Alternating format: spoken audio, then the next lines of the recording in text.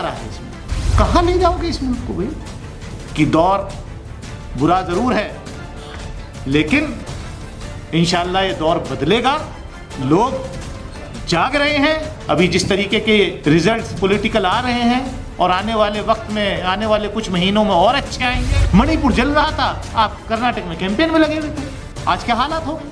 अगर टाइम रहते इंटरवीन किया होता, जो नॉर्थ ईस्ट हमारे स्टेट पीसफुल तरीके से रह रहे थे, फिर दोबारा वहां चिल्ला रहे हैं। उत्तराखंड में लोगों को एक्सोडस किया जा रहा है। उस वक्त इतना अंदाजा नहीं था कि ऐसा होगा, लेकिन स्पॉन्टेनियसली मैं जब उस पर बोला तो आज का जो दौर है, आज जो मिसयूज इसका हो रहा है, उन सारी चीजों से मैंने on record as a member parliament Lok Sabha में अवगत कराने का काम किया था। पीयूसीएल की साथी ने कहा कि इस यूएपीए के खिलाफ पॉलिटिकल पार्टीज को इकट्ठा होना चाहिए, ऑपोजिशन की पॉलिटिकल पार्टीज। मैं तो इतना ही कहूंगा कि इस इनिशिएटिव के लिए मेरा इंडिविजुअल तो पहले दिन से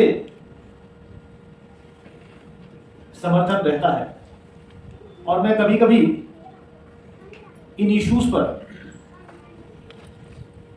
रिस्क लेकर के अपनी पार्टी के भी लाइन के खिलाफ चला जाता हूं, जिसकी मुझे कोई चिंता नहीं होती। क्योंकि अगर डेमोक्रेसी इस मुल्क में, जमहूरियत रहेगी, संविधान रहेगा, तभी पॉलिटिकल पार्टीज और इंडिविजुअल एमपी एमएलए रहेंगे। जब जमहूरियत ही नहीं रहेगी, कॉन्स्टिट्यूशन ही नहीं बचेगा, तो उसका कोई मतलब नहीं है। और अगर पार्लियामेंट की बिल्डिंग रहेगी भी तो मैं ऐसे पार्लियामेंट में जहां की बिल्डिंग बहुत खूबसूरत हो, ऐसे पार्लियामेंट में का मैं मेंबर होना भी गवारा नहीं करूंगा, जहां पर जिस मुल्क में अगर ह्यूमन राइट हो। खूबसूरत बिल्डिंग तो पार्लियामेंट की सबसे खूबसूरत बिल्डिंग में देख रहा था, वो तो क्या नाम, नॉर्थ कोरिया की सबसे खूबसूरत बिल्डिंग है। बिल्डिंग से नहीं कुछ होगा, लेकिन जो संविधान की मूल रचना है उसको क्या हम इंप्लीमेंट कर रहे हैं या नहीं, ये बड़ा सवाल है। और मैं मुबारकबाद देता हूं कि इन सवालों को लेकर के उमर खालिद जैसे नौजवान वो निकले थे सड़कों पर। और जैसा नदीम भाई ने जिक्र किया कि मैं अपने आप को सौभाग्यशाली मानता हूं कि मैं ऐसे इदारे से आया निकल के, जहां पर जो इदारा फ्रीडम मूवमेंट का एक पौधा, और जब सीएए लाया गया तो उसके विरोध की शुरुआत भी जामिया मिलिया इस्लामिया से हुई। और जामिया के हमारे साथी, हमारे जूनियर्स, मतलब उन्होंने कुर्बानियां दी, और वहां जेल में बिना किसी, मतलब मैं कह सकता हूं कि जिन बच्चों को वहां के जेलों में डाला गया, उनका कॉन्स्पिरेसी से, क्रिमिनलिटी से कहीं दूर दूर तक कोई वास्ता नहीं हो सकता। दिल्ली के अंदर वो ताहिर, हमारे पुराने साथी ऑपरेटर, मतलब मैं उनको जानता हूं आज से नहीं, बहुत पहले से, इत्तेफाक से हमारी कॉन्स्टिट्यूंसी के में, लेकिन उससे पहले मैं जिस पार्टी में था, जनता दल में था, मैंने उनको जनता दल से टिकट भी दिया था पहला कॉर्पोरेशन का इलेक्शन लड़ने के लिए। उस जमाने से उस शख्स को तो क्या मतलब है उसका? वो 3 दिन पहले हमारे साथ, उन्होंने वाकई मेरे से बयान किया कि साहब ऐसे ऐसे हो रहा है, ऐसे ऐसे हुआ है, सब जानते हैं। वो सही कहा नदीम साहब कि पुलिस गई, उनको निकाला, बचाया, सब कुछ किया। 2 दिन बाद, 3 दिन बाद उन्हीं के ऊपर केस लगा करके जो है उनको जेल में डाल दिया। कहीं कोई सुनवाई। अभी मैं देख रहा था कि किस तरीके से उत्तराखंड के अंदर पिछले कई दिनों से माहौल खराब किया जा रहा है। आप इस मुल्क को क्या बनाना चाहते हैं? मतलब कोई लिमिट होती है किसी चीज की?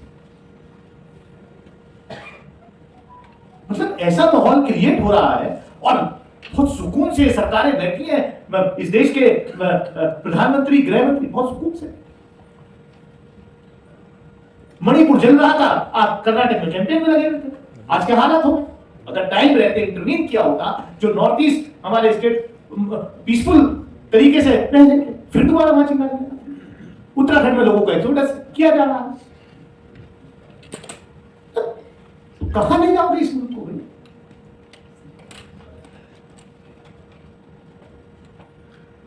स्कूल आप बनाते नहीं, यूनिवर्सिटी कॉलेज आप बनाते नहीं। जो हमारे लोगों ने अपनी मेहनत की कड़ी कमाई से कुछ लोग निकले हैं, छोटे मोटे इदारे जिन्होंने बनाए हैं, स्कूल बनाए हैं, जो इस मुल्क की गंगा जमुनी तहजीब को बरकरार रखना चाहते हैं। अगर गंगा जमुना नाम से कोई स्कूल इदारा बना भी लिया और उस इदारे में अच्छा रिजल्ट बोर्ड के एग्जाम्स में हासिल कर लिया और उसको सेलिब्रेट करने के लिए एक बैनर अपने स्कूल के बाहर लगा दिया, तो उस स्कूल की रिकॉग्निशन आप कैंसिल कर दोगे, उस स्कूल के बाहर बुलडोजर भेज दोगे आप।